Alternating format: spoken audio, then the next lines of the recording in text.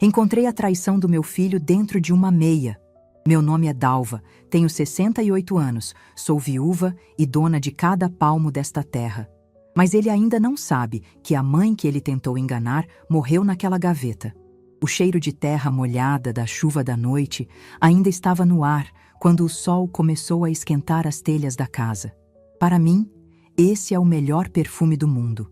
O cheiro de vida, de promessa de um dia bom de trabalho. Desde que meu Antônio se foi, há quase 10 anos, é o trabalho na fazenda que me mantém de pé, que me dá motivo para levantar da cama antes mesmo do galo cantar.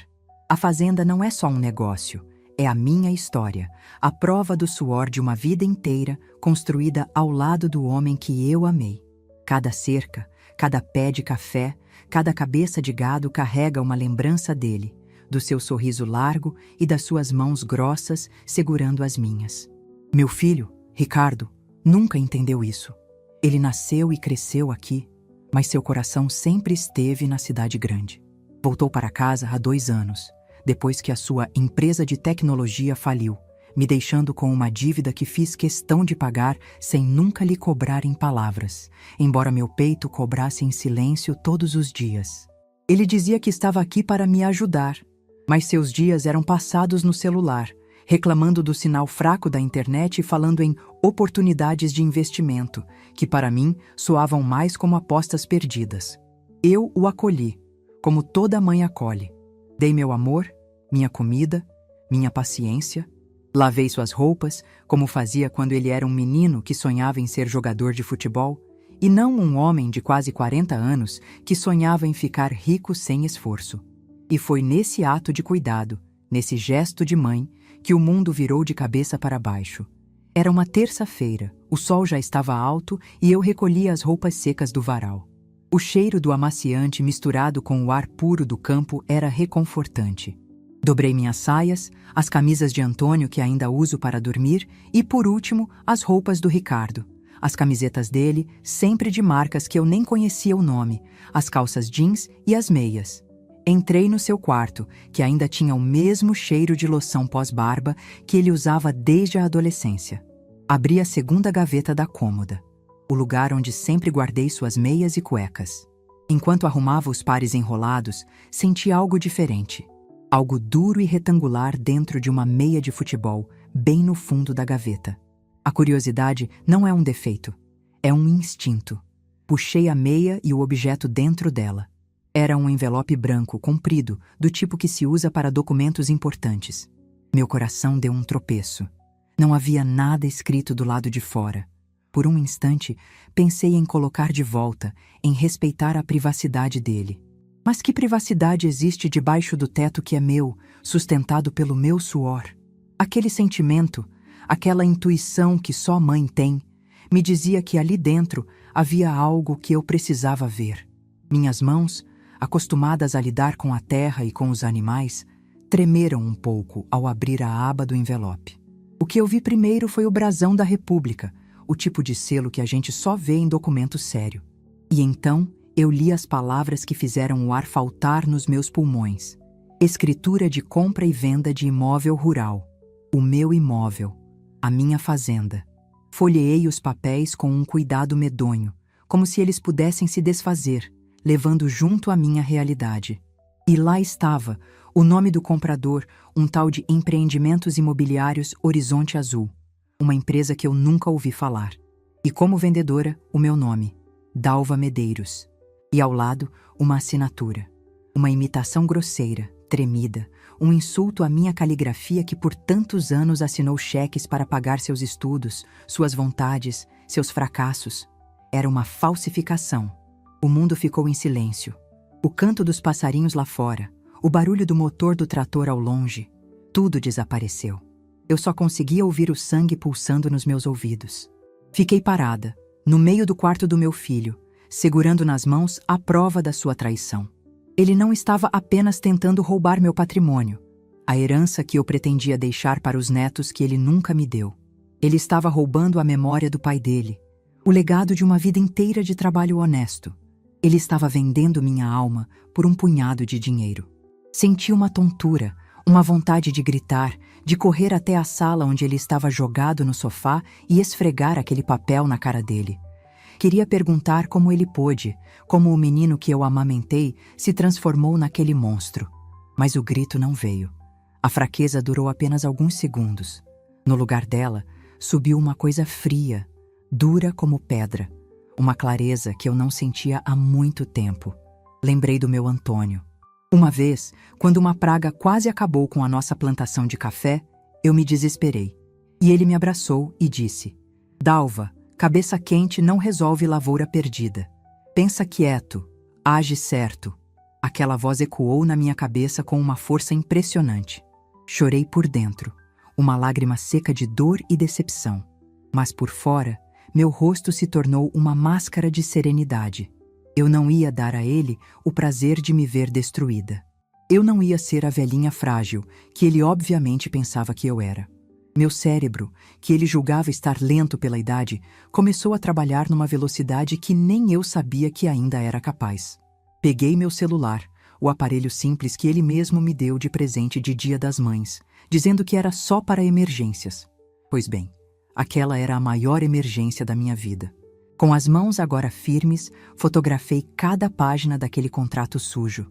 Fotografei a assinatura falsa, o nome da empresa fantasma, o valor ridículo pelo qual ele estava vendendo tudo. Dei zoom para pegar os detalhes do carimbo falso do cartório. Salvei tudo numa pasta secreta no celular, uma função que aprendi a usar sozinha, nas noites insones. Depois, com o mesmo cuidado de uma artesã, dobrei os papéis, coloquei de volta no envelope e o escondi dentro da mesma meia, no mesmo lugar exato onde o encontrei. Fechei a gaveta. O único som no quarto era o da minha respiração, agora calma e ritmada. Saí do quarto e passei pela sala. Ricardo estava lá, deitado no sofá, com os olhos vidrados na televisão, rindo de alguma besteira. Ele me olhou e disse, sem nem se mexer: Mãe, tem café? A senhora demorou hoje. Eu o encarei por um segundo. Ele não viu nada no meu rosto. Nenhum sinal da tempestade que havia acabado de se formar dentro de mim. Ele só via a mãe, a serviçal, a figura que sempre esteve ali para satisfazer suas vontades. Eu apenas sorri, um sorriso fino, que não chegou aos meus olhos. O café está no bule, meu filho. Fresquinho, como você gosta. Ele não percebeu, mas naquele momento eu não estava mais falando do café. Estava falando da vingança. Seria servida fresca e ele iria beber até a última gota. Uma semana. Era o tempo que os papéis indicavam até a assinatura final no cartório. Uma semana era tudo o que eu precisava. A colheita do Ricardo estava chegando. Mas o que ele não sabia é que a terra que ele tentou roubar ia engolir ele inteiro. Naquela primeira manhã depois da descoberta, o sol nasceu como em todos os outros dias. Mas eu já não era a mesma mulher que tinha ido se deitar. A dor da traição tinha se assentado no fundo da minha alma durante a noite. E no lugar dela, amanheceu uma frieza que eu não sabia que possuía. Enquanto a água para o café fervia na chaleira, eu me olhei no pequeno espelho que fica perto do fogão. Vi as mesmas rugas, os mesmos cabelos brancos, os mesmos olhos cansados. Mas por dentro, algo de aço tinha sido forjado no fogo da decepção. Ricardo não veria nada. Para ele, eu continuaria sendo a sua velha mãe, um móvel antigo da casa. E era exatamente disso que eu precisava. Ele desceu as escadas bocejando, arrastando os pés como sempre fazia. Bom dia, mãe, disse ele, com a voz pastosa de sono, já pegando o celular na mesa. Eu servi sua xícara de café com leite e coloquei na sua frente um pão com manteiga na chapa, do jeito que ele gostava. Bom dia, meu filho. Dormiu bem? Perguntei. E minha voz saiu tão calma, tão normal, que até eu mesma me surpreendi. Enquanto ele comia com uma mão e passava os dedos na tela do aparelho com a outra, comecei minha investigação silenciosa. Era preciso agir com a delicadeza de quem pisa em ovos, mas com a determinação de um trator. Esperei ele ir para a varanda, para o seu ritual de respirar ar puro, que na verdade era procurar o melhor lugar para o sinal de internet. Disquei um número que sabia de cor, o da minha comadre Cida, que mora no começo da cidade. A conversa começou como sempre, falando dos filhos, das dores na coluna, do preço do tomate. E então, no meio da prosa, joguei a minha isca. Oh, Cida, me diga uma coisa. Você que tem a memória melhor que a minha. O tabelião do cartório principal ainda é o Dr. Matos? Aquele senhor de bigode? Cida riu do outro lado da linha. Que nada, Dalva. Dr. Matos se aposentou faz uns 5 anos. Agora quem está lá é o filho dele, um rapaz novo, o Marcelo. Muito sério, muito correto. Por que a pergunta? Senti um gelo na espinha. O carimbo na escritura falsa tinha o nome do antigo tabelião, o Dr. Matos. A primeira peça do quebra-cabeça de mentiras do meu filho se encaixava. Ah, por nada não, Cida. É que achei uns papéis velhos aqui e fiquei curiosa. A cabeça da gente já não guarda mais nada direito, não é mesmo? Desconversei. Encerrei a ligação e respirei fundo. A falsificação era ainda mais grosseira do que eu imaginava. Com essa certeza, eu precisava encontrar meu verdadeiro poder, o recurso que meu Antônio, com sua sabedoria de homem da terra, tinha me deixado. Fui até o pequeno escritório nos fundos da casa, um cômodo que cheirava a poeira e papel antigo. Ricardo nunca entrava ali. Dizia que o lugar lhe dava alergia. Para mim, era um santuário. As paredes estavam cobertas de mapas antigos da região e calendários de safras passadas. No canto, debaixo de uma mesa de madeira maciça, estava o que eu procurava. Um pequeno cofre de metal, pesado e enferrujado. Ricardo achava que ali dentro só havia velhas apólices de seguro e títulos de clube que não valiam mais nada. Ele estava redondamente enganado. Girei a combinação que só eu e Antônio sabíamos, uma sequência de datas importantes para nós. A porta pesada se abriu com um rangido. Lá dentro, junto com nossa certidão de casamento e as primeiras fotos do Ricardo, havia uma pasta de cartolina verde. Puxei-a com as mãos trêmulas de antecipação. Dentro dela, protegido por um plástico, estava um documento. Não era uma escritura comum. Era um testamento em vida, feito por Antônio e por mim há mais de 15 anos. E nele, numa cláusula que o advogado na época nos fez incluir para nos proteger de eventualidades, estava a nossa salvação. Com uma clareza que só a linguagem dos papéis importantes tem, o documento instituía uma cláusula de inalienabilidade vitalícia sobre a propriedade. Isso queria dizer, em bom português, que a fazenda não poderia ser vendida, de jeito nenhum, enquanto eu estivesse viva. Era o escudo final de Antônio, um último ato de proteção para a mulher e para a terra que ele amava. As lágrimas que eu não tinha chorado no dia anterior vieram com força. Sentei-me na cadeira de couro gasta de Antônio. Abracei aquele documento contra o peito e chorei. Chorei pela saudade dele, pela sua inteligência, pelo seu cuidado que atravessava até mesmo a barreira da morte. E chorei pela tristeza de ter um filho que me obrigava a usar uma arma dessas contra ele. Fiquei ali, sentada naquela poeira sagrada, e comecei a me lembrar. Lembrei de todas as vezes que Ricardo me subestimou. A vez em que ele tentou me explicar o que era um aplicativo de banco, como se eu fosse uma criança, sendo que eu administrava as contas da fazenda com lucros e prejuízos, muito antes de ele saber o que era um boleto. Lembrei do seu riso de deboche quando eu disse que tinha aprendido a identificar a broca do café vendo vídeos na internet. "Ah, mãe, a senhora e suas invenções", ele dizia, com aquele ar de superioridade de quem se acha mais esperto que o mundo. Ele nunca me viu de verdade. Via apenas uma função, a de mãe. A mulher que cozinhava, que lavava, que se preocupava. Nunca enxergou a Dalva que negociava o preço da saca de café com compradores duros na queda, a Dalva que sabia a hora certa de plantar e de colher só de olhar para o céu, a Dalva que aprendeu a consertar uma bomba d'água com arame e intuição. E essa cegueira dele, essa mania de me ver como uma velhinha frágil e ignorante que por tanto tempo me machucou, agora seria a minha maior arma. Ele estava jogando xadrez com uma adversária que ele acreditava só saber jogar damas. E o xeque-mate estava cada vez mais próximo. Guardei a pasta de volta no cofre, tranquei-o e voltei para a cozinha, o meu palco principal. O contraste entre o que se passava dentro de mim e o que eu demonstrava por fora era absoluto. Por dentro, uma general em seu quartel-general, planejando cada movimento da batalha. Por fora, uma senhora de avental, cantarolando uma música antiga enquanto preparava a massa do pão de queijo.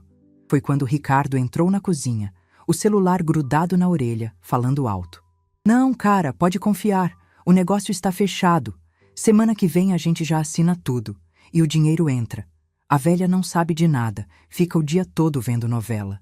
É só o tempo de pegar a grana e eu sumo desse fim de mundo. Ele me viu ali, com as mãos na massa, e fez um sinal para eu ficar quieta. Aquele gesto, aquele shh, com o dedo nos lábios, acendeu em mim uma fúria gelada. Ele me mandando calar a boca dentro da minha própria casa para poder me roubar em paz. Quando desligou, ele veio até mim com um sorriso falso nos lábios. Mãe, a senhora está tão quieta hoje. Está tudo bem? Ele colocou a mão no meu ombro. Senti vontade de cuspir, mas em vez disso, sorri.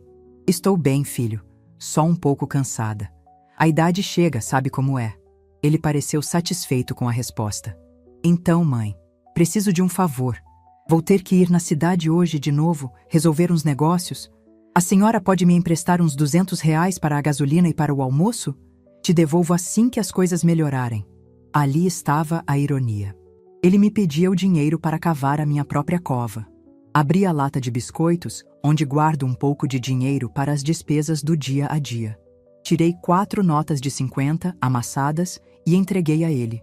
Claro, meu filho, pegue e vá com Deus, eu disse. E enquanto ele pegava o dinheiro, feliz da vida, meu pensamento completou a frase. Porque você vai precisar muito dele. Assim que o barulho do seu carro sumiu na estrada de terra, meu plano começou a ser executado. Eu não podia confiar em qualquer um. Precisava de alguém que fosse leal, discreto e, acima de tudo, que entendesse o valor daquela terra. E o nome veio à minha mente como um relâmpago. Afonso. Filho do Tião, meu antigo capataz, um menino que cresceu correndo por esses pastos e que, com muito custo e com uma pequena ajuda nossa para os livros, tinha se tornado advogado na cidade. Um advogado jovem, honesto, que ainda não tinha sido contaminado pela ganância dos homens. Peguei o celular e disquei o número do seu escritório.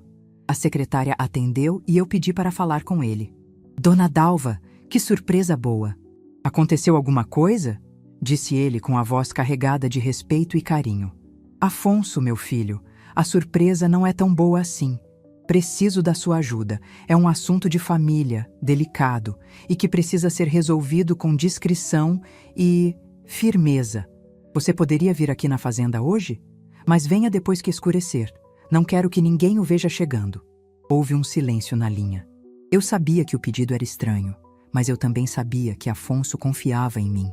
Claro, dona Dalva, estarei aí por volta das 7 da noite. Não se preocupe, entrarei pelos fundos. Desliguei o telefone e senti o peso do mundo nos ombros, mas também uma força que vinha da terra, das raízes das árvores, da memória de Antônio. Fui para a varanda e me sentei na minha cadeira de balanço preferida. O sol começava a se pôr, pintando o céu de laranja e roxo. Era por aquele céu, por aquela terra, por aquela paz que eu estava lutando. Ricardo achava que estava vendendo um pedaço de chão, um ativo, como ele gostava de dizer. Mal sabia ele que estava tentando vender o meu coração, a minha vida. A noite estava caindo, e as sombras que se espalhavam pela terra eram minhas aliadas. A justiça, assim como a melhor caça, é uma questão de paciência e de esperar o momento certo para o bote. E o meu bote seria silencioso, preciso e fatal. A escuridão já tinha engolido a fazenda quando o farol do carro de Afonso cortou a noite, vindo pela estrada dos fundos, como eu havia pedido. Ele parou o carro debaixo de uma mangueira antiga, um ponto cego para quem olhasse da casa principal. Eu o esperava na porta do escritório, com uma garrafa de café e 2 xícaras sobre a mesa de Antônio. O rapaz entrou em silêncio, o rosto sério, e me deu um abraço respeitoso. Dona Dalva, a senhora me deixou preocupado, ele disse, a voz baixa. Eu apenas apontei para a cadeira que um dia foi de seu pai, quando ele vinha conversar com o meu marido. Sente-se, Afonso. A preocupação está só começando. Naquela sala que cheirava a história, eu desdobrei o meu pesadelo. Primeiro, mostrei as fotos no meu celular, a imagem nítida da assinatura falsificada do meu filho. Os olhos de Afonso se arregalaram, a incredulidade dando lugar à indignação. Ele era um homem da lei, mas também era um filho daquela terra, E o que ele via era mais do que um crime, era uma profanação. Em seguida, abri o cofre e coloquei sobre a mesa a pasta verde com a cláusula de inalienabilidade. Ele leu o documento com uma atenção quase religiosa, passando os dedos sobre as assinaturas de Antônio e minha, como se tocasse em uma relíquia. Quando terminou, ele me olhou e, pela primeira vez naquela noite, vi um brilho de admiração em seus olhos. Dona Dalva, isso aqui é um testamento de amor e um escudo de ferro. Seu Antônio era um homem à frente do seu tempo.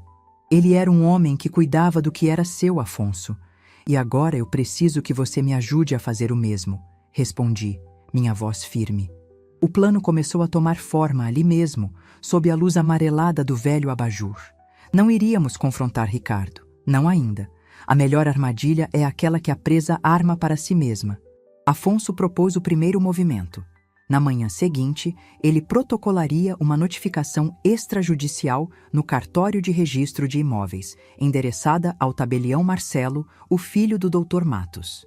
A notificação seria simples e direta, informando sobre a existência da cláusula vitalícia e declarando qualquer tentativa de transação como nula e fraudulenta. Ele também enviaria uma cópia para o endereço fiscal da Empreendimentos Imobiliários Horizonte Azul. Era como colocar uma placa de proibido numa porta que Ricardo achava que estava escancarada. Nos dias que se seguiram, a casa se transformou num teatro. Eu era a atriz principal, desempenhando o papel da mãe alheia ao mundo, enquanto Ricardo se tornava a personificação da ansiedade. A primeira rachadura na confiança dele apareceu na quinta-feira. Eu o ouvi andando de um lado para o outro na sala, o telefone na orelha, a voz antes tão arrogante agora carregada de uma irritação mal disfarçada. O que você quer dizer com pendência jurídica? Estava tudo limpo, eu verifiquei pessoalmente. Como assim o cartório está pedindo um documento adicional? Que documento? Eu estava na cozinha, passando um pano no fogão, e um pequeno sorriso brotou no meu rosto. A nossa placa de proibido tinha sido lida. A confusão dele era a minha música. Ele desligava o telefone bufando, passava as mãos no cabelo, olhava pela janela como um animal enjaulado. Algum problema, meu filho? Eu perguntava, com a voz mais doce que conseguia fazer. Nada, mãe, nada. Só a burocracia imbecil dessa cidade que não deixa a gente trabalhar. Ele rosnava. Ele não desconfiava de mim. Em sua mente, eu era incapaz de entender a palavra burocracia, quanto mais de criá-la.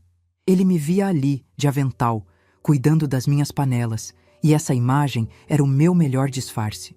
Ele estava tão cego pela própria ganância que não conseguia ver a verdade a um palmo de seu nariz.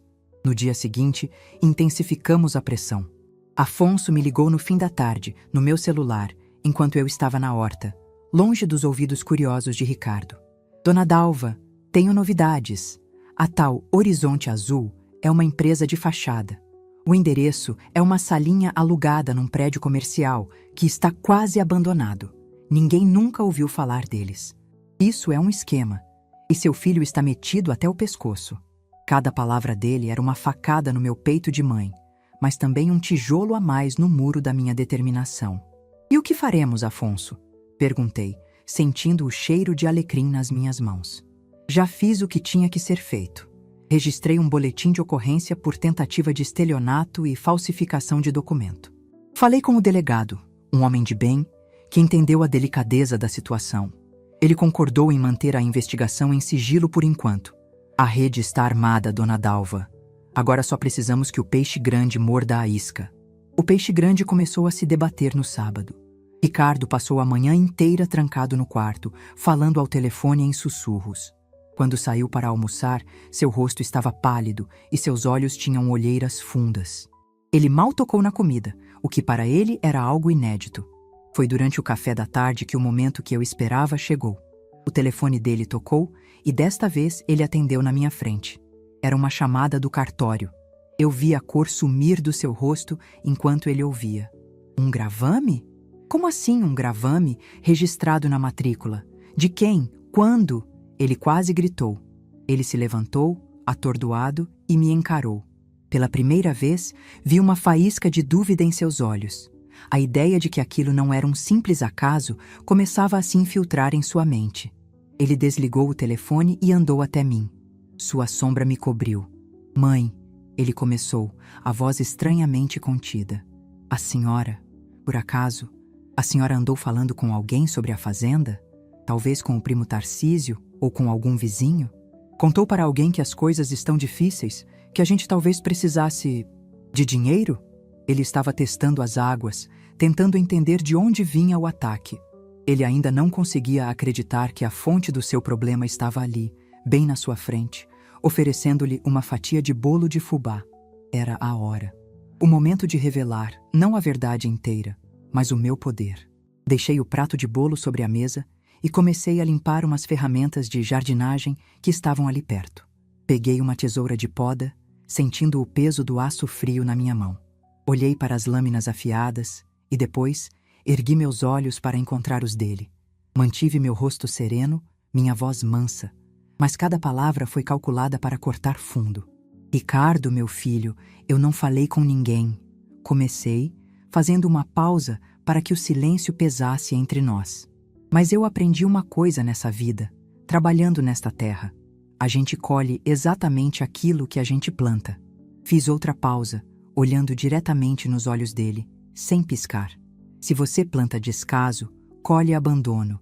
Se planta mentira, colhe desconfiança. E se planta vento, meu filho, não pode esperar colher calmaria. Ele ficou imóvel, a boca entreaberta, tentando processar o que eu estava dizendo. Eu não estava gritando, não estava acusando, estava apenas afirmando. Continuei, minha voz soando como uma sentença. E nesta terra aqui, na fazenda que seu pai e eu levantamos com as próprias mãos, nada, absolutamente nada, acontece sem que a dona dela saiba. Cada folha que cai, cada bezerro que nasce, cada papel que se move, eu sei. A confiança na minha voz era algo que ele não ouvia há décadas. Não era a voz da mãe que pedia para ele não esquecer o casaco. Era a voz da matriarca, da dona daquele chão, da mulher que ele tinha apagado de suas contas. O choque no rosto dele foi evidente. A confusão, a negação e, finalmente, o medo. A possibilidade, antes impensável, de que eu, sua mãe idosa e supostamente ingênua, pudesse estar por trás de tudo, começou a florescer em sua mente como uma erva daninha. Ele não disse nada. Não conseguiu. Aquele homem de quase 40 anos, que se achava tão esperto, foi derrotado pelo olhar e pelas palavras de uma senhora de 68. Ele apenas deu um passo para trás, como se tivesse visto um fantasma. Em certo sentido, ele tinha visto. O fantasma da mulher forte que ele pensava ter enterrado sob anos de desrespeito e subestimação. Ele saiu da cozinha sem olhar para trás, os passos pesados no assoalho de madeira. Eu o ouvi subir as escadas e bater a porta do quarto. Fiquei sozinha na cozinha, o silêncio sendo quebrado apenas pelo tic-tac do relógio na parede. Peguei a tesoura de poda e voltei a limpá-la com um cuidado meticuloso. A semente da dúvida estava plantada. Agora, era só uma questão de tempo até que o desespero dele a fizesse germinar e dar os frutos amargos que ele mesmo cultivou. A semana ainda não tinha acabado. O pior para ele e o melhor para a justiça ainda estava por vir. A calmaria que se instalou na casa depois daquele sábado era pesada, como o ar que precede uma tempestade. Ricardo mal saía do quarto.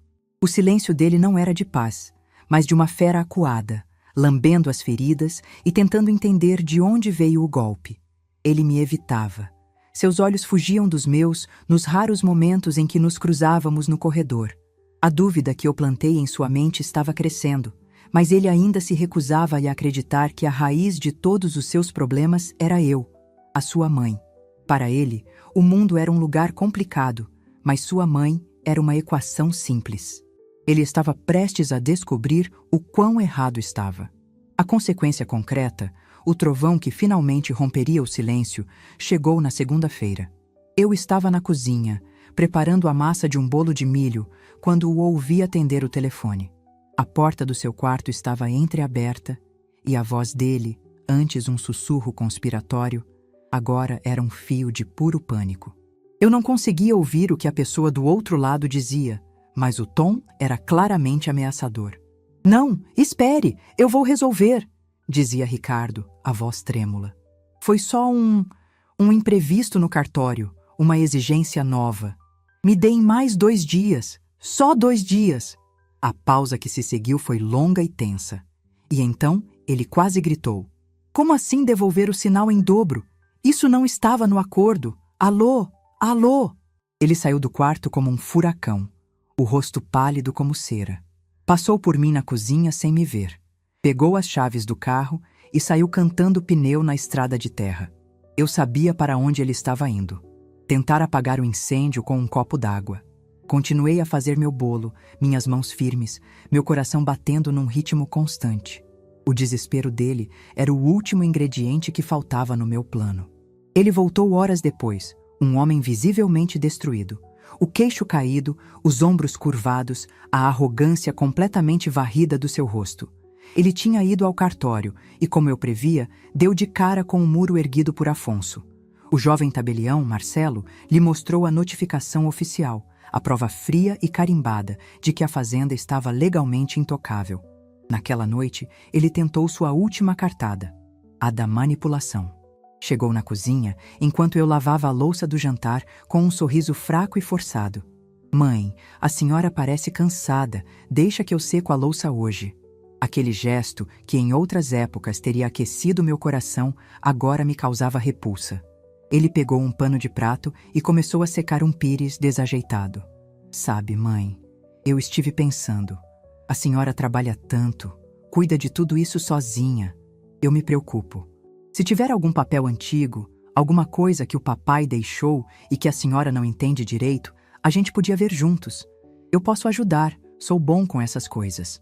A voz dele era mel, mas eu podia sentir o veneno por baixo. Ele ainda acreditava que poderia me enganar, que eu lhe entregaria a chave do cofre se ele apenas sorrisse e se fingisse de bom filho. Sequei minhas mãos no avental e me virei para ele. Chega de teatro. A cortina ia cair agora.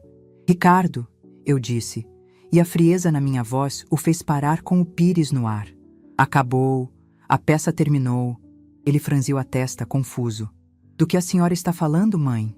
Estou falando da sua ganância, da sua mentira, da sua traição. Respondi, cada palavra uma pedra. Venha comigo, nossa conversa agora será em outro lugar. Eu me virei e caminhei em direção ao escritório de Antônio, meu santuário, meu quartel-general. Ele hesitou por um instante e depois me seguiu, como um cordeiro sendo levado ao matadouro. Acendi a luz do abajur que iluminou a mesa de madeira maciça. O ar ali era pesado de memórias, de decisões, de poder. Apontei para a cadeira em frente à mesa. Sente-se. Ele obedeceu, parecendo um menino assustado. Eu permaneci de pé, do outro lado da mesa, no lugar que por tantos anos foi de seu pai. Era o meu lugar agora. Eu o encarei por um longo momento, deixando o silêncio pesar sobre ele. Eu sei de tudo, Ricardo. Comecei, a voz calma, mas cortante como vidro. Sei do envelope que você escondeu na gaveta de meias, no fundo, dentro de uma meia de futebol. O rosto dele se transformou numa máscara de horror. A cor sumiu de suas feições e ele abriu a boca para falar, mas nenhum som saiu. Ele estava desmascarado. Sei da escritura de compra e venda falsa, continuei, implacável. Sei da minha assinatura, que você tentou imitar de um jeito porco. Sei da Empreendimentos Imobiliários Horizonte Azul, uma empresa fantasma, e sei do valor miserável pelo qual você estava vendendo a memória do seu pai. Ele começou a tremer, o queixo batendo. Mãe, eu posso explicar. A senhora não está entendendo. Ah, eu estou entendendo perfeitamente, interrompi. Eu entendi no momento em que vi aquele papel. O que você nunca entendeu é com quem estava se metendo. Abri a gaveta da mesa de Antônio e tirei de lá a cópia autenticada do documento que Afonso havia preparado. Deslizei o papel sobre a mesa até que ele parasse bem na frente de Ricardo. Leia, em voz alta. Com as mãos trêmulas, ele pegou o papel. Cláusula de inalienabilidade. Vitalícia, ele sussurrou, as palavras morrendo em seus lábios. Ele ergueu os olhos para mim, a compreensão finalmente o atingindo como um soco no estômago. Você achou que seu pai era um homem simples, não é? Um fazendeiro ignorante. Mas ele era um homem que protegia o que era seu. E ele me protegeu até mesmo de você. A porta que dava para a pequena biblioteca anexa ao escritório se abriu. Afonso entrou, sério, vestido com um terno escuro, segurando uma pasta de couro. Boa noite, Ricardo. A aparição do advogado foi o golpe final. Ricardo saltou da cadeira, o pânico transformado em fúria. O que ele está fazendo aqui? Mãe, o que significa isso? Esse cara te enganou. Ele está tentando roubar a gente. Afonso permaneceu calmo, postando-se ao meu lado.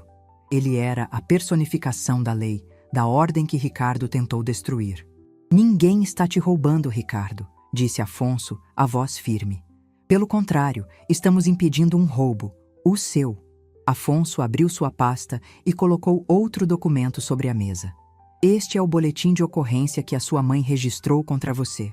As acusações são tentativa de estelionato, falsificação de documento particular e falsidade ideológica. Juntas, elas podem te render uma pena de muitos anos de prisão. Ricardo olhou do papel para mim, o rosto contorcido numa mistura de ódio e súplica. Mãe, como a senhora pôde?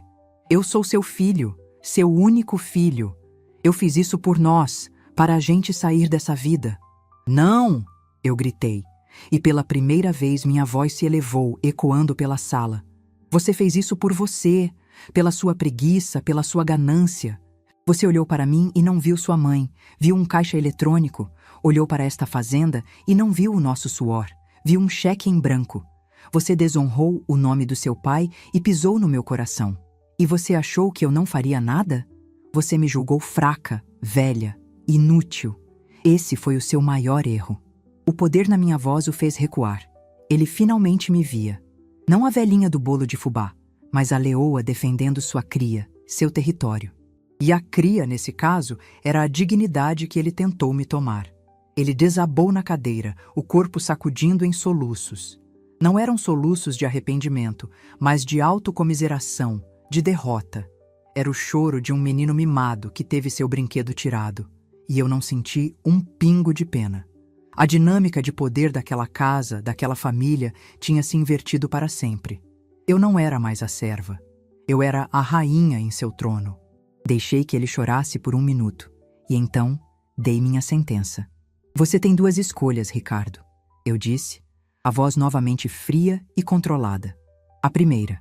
O Dr. Afonso leva essa denúncia adiante.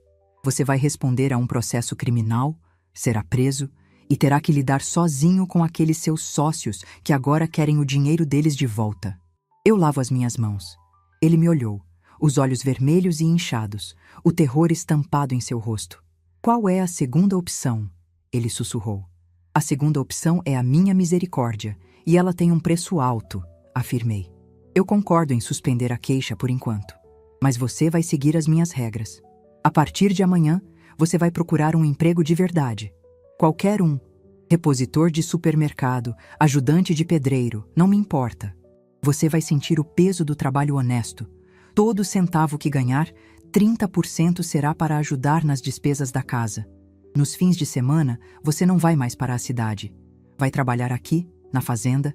Vai aprender a tirar leite, a consertar uma cerca, a sentir o cheiro da terra que você cuspiu em cima. Você não terá acesso a nenhuma conta, a nenhum documento. Vai viver debaixo do meu teto como um inquilino que paga seu aluguel com suor e obediência. E na primeira vez que você reclamar, na primeira vez que me desrespeitar, o Dr. Afonso reativa o processo. Estamos entendidos? Ele ficou em silêncio, o rosto enterrado nas mãos. A humilhação era total, a derrota absoluta. Ele não tinha para onde correr. Eu tinha fechado todas as saídas. Depois de um longo tempo, ele finalmente levantou a cabeça. Não havia mais luta em seus olhos, apenas o vazio da rendição. Sim, senhora, ele murmurou, a voz quase inaudível. A palavra senhora saiu de sua boca pela primeira vez em 20 anos. Naquele escritório, o menino mimado que eu criei finalmente morreu. E em seu lugar, sobrou apenas um homem que pela primeira vez na vida iria aprender a lição mais dura de todas: o respeito. Os meses que se seguiram àquela noite no escritório não foram de paz, mas de uma nova e estranha ordem. A fazenda continuava a mesma. O sol nascia e se punha com a mesma pontualidade, mas a vida dentro da casa tinha sido virada do avesso. A transformação começou no dia seguinte à revelação. Ricardo desceu para o café da manhã e, pela primeira vez desde que era um adolescente, não pegou no celular. Sentou-se à mesa em silêncio e esperou. Quando eu me servi, ele disse, a voz baixa e rouca: "Bom dia, senhora." Eu apenas assenti com a cabeça. As palavras ainda eram difíceis. A ferida estava aberta demais para ser curada com formalidades. Naquela primeira semana, ele encontrou um emprego. Não era nada grandioso como as startups que ele sonhava, mas um trabalho de verdade, descarregando sacos de ração e organizando prateleiras na cooperativa agrícola da cidade. O dono, seu Ramiro, era um velho conhecido meu e de Antônio. Uma ligação minha foi o suficiente. Preciso que dê uma lição de humildade no meu filho, Ramiro, e que o ensine a sentir o peso do trabalho, eu disse. E Ramiro, um homem que entendia de terras e de gente, concordou. Ao final do primeiro mês, Ricardo chegou em casa exausto, o corpo dolorido, e colocou sobre a mesa da cozinha um pequeno maço de notas. Era a parte dele para as despesas da casa. Não era muito, mas valia mais do que todo o dinheiro que ele já tinha me pedido. Era o primeiro dinheiro honesto que eu o via ganhar em anos. Aos poucos, a lição que ele aprendia na cidade começou a se infiltrar no seu ser aqui na fazenda. Nos fins de semana, como combinado, ele trabalhava comigo. No começo, era um desastre. Desajeitado, irritado, ele via cada tarefa como uma punição. Suas mãos macias ganharam calos, suas roupas de marca foram manchadas pela graxa do trator e pelo barro do curral. Mas a terra, meu amigo, a terra tem um poder. Ela ensina sem precisar de palavras. Um dia, o encontrei praguejando contra uma cerca arrebentada que ele não conseguia consertar. Eu o observei de longe. Ele tentou, falhou, chutou o mourão de raiva e sentou-se no chão, derrotado. Pensei em ir ajudá-lo, mas me contive. Era uma luta que ele precisava travar sozinho. Depois de quase uma hora, ele se levantou, olhou para o arame de um jeito diferente e, com uma paciência que eu não sabia que ele tinha, começou de novo. E desta vez, conseguiu. Naquela noite, ele chegou para o jantar e disse, sem me olhar diretamente: "A cerca do pasto de baixo está pronta." Foi a primeira vez que ele me ofereceu um resultado, e não uma desculpa. Enquanto Ricardo passava por sua lenta e dolorosa metamorfose, eu florescia. Livre da preocupação constante com os seus desvarios, livre daquele peso de ser a única a remar o barco, eu senti uma energia que há muito não sentia. Com o controle total das finanças, retomei um projeto que Antônio e eu sonhávamos, mas que eu tinha engavetado por medo e por falta de apoio: criar uma marca própria para o nosso café. Peguei o dinheiro que seria usado para pagar as dívidas de Ricardo e investi em mim, na fazenda. Procurei a ajuda de outros pequenos produtores da região, a maioria mulheres, viúvas como eu, que tocavam seus sítios com unhas e dentes. Juntas, formamos uma cooperativa.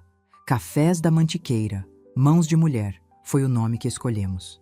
Nas reuniões, eu, que por tantos anos só dei minha opinião na cozinha da minha casa, me vi falando para outros produtores, homens e mulheres, sobre técnicas de cultivo, sobre preços, sobre mercado. Descobri que as décadas cuidando da fazenda tinham me dado um conhecimento que valia ouro. A minha voz, que Ricardo tantas vezes ignorou, era ouvida com respeito. E o nosso café, fruto de um trabalho cuidadoso e de uma história de resiliência, começou a ganhar fama na região. A fazenda, que meu filho viu como um peso morto, um caixa eletrônico a ser esvaziado, estava mais viva e próspera do que nunca. Numa noite tranquila, sentada no escritório que agora era meu por direito, eu olhava os livros contábeis. Os números estavam no azul, saudáveis, crescendo. E naquela hora, sozinha, eu me permiti refletir sobre toda a jornada. A dor da traição do meu filho nunca desapareceria por completo. Era uma cicatriz na minha alma de mãe, um lembrete de que o amor mais profundo pode vir da mesma fonte da maior decepção. Mas eu percebi que, paradoxalmente, a atitude dele me salvou. Me salvou da invisibilidade em que eu tinha me colocado. Por amá-lo demais, eu tinha me anulado. Vivia para servir, para cuidar, para resolver os problemas dele e tinha me esquecido de mim, da Dalva mulher, da Dalva patroa, da Dalva que era tão forte quanto qualquer homem daquela região. Entendi a lição mais dura de todas. Amor sem respeito é uma forma de prisão.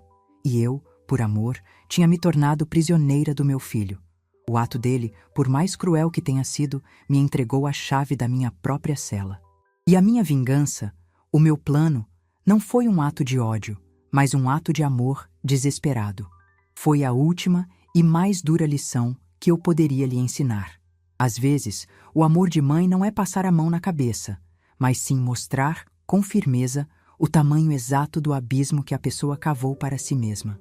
A gente pensa que amor é só dar, mas amor de verdade, às vezes, é saber a hora de parar de dar e começar a cobrar. O tempo continuou seu trabalho silencioso. 1 ano depois daquela noite, a fazenda respirava novos ares. O nosso café já era vendido para empórios na capital. Eu, Dalva Medeiros, a viúva que meu filho achou que podia enganar, tinha me tornado uma pequena empresária. Ricardo continuava no seu emprego. Tinha recebido uma pequena promoção, agora cuidava do estoque. A relação entre nós ainda era distante, construída sobre o terreno frágil do respeito conquistado à força, e não sobre o alicerce do afeto. A confiança, uma vez quebrada, é como um prato de porcelana. Você pode colar os cacos, mas ele nunca mais será o mesmo. Mas vez ou outra, um pequeno brilho de esperança aparecia. Numa tarde de domingo, eu estava na varanda, na minha velha cadeira de balanço, que rangia a cada movimento. Eu já tinha me acostumado com o barulho, era parte da música da casa. Ricardo passou por mim, vindo do campo, sujo de terra. Ele parou e olhou para a cadeira. Não disse nada, apenas foi até o galpão, voltou com uma lata de óleo e, em silêncio, lubrificou as juntas da cadeira. O rangido parou. Ele guardou a lata e entrou em casa. Foi um gesto pequeno, insignificante para o mundo, mas para mim foi monumental. Foi a primeira coisa que ele fez por mim, sem que fosse uma ordem, sem que fizesse parte da sua penitência. Foi um ato de cuidado. Naquela noite, eu me sentei na minha cadeira, agora silenciosa, observando as estrelas no céu limpo da fazenda. Ricardo estava na cozinha, lavando a própria louça do jantar. Eu não sei o que o futuro nos reserva. Não sei se um dia serei capaz de abraçá-lo e sentir apenas amor, sem a sombra da memória da traição. Mas eu sei que fiz o que tinha que ser feito. Eu não salvei apenas a minha terra. Eu dei ao meu filho a única chance que ele teria de salvar a si mesmo, e eu me salvei do destino de ser uma vítima, uma nota de rodapé na história da minha própria vida. Eu me tornei a autora. O sol se punha sobre a minha terra, e eu sabia, com uma paz que eu não sentia há anos, que a colheita mais importante da minha vida estava apenas começando.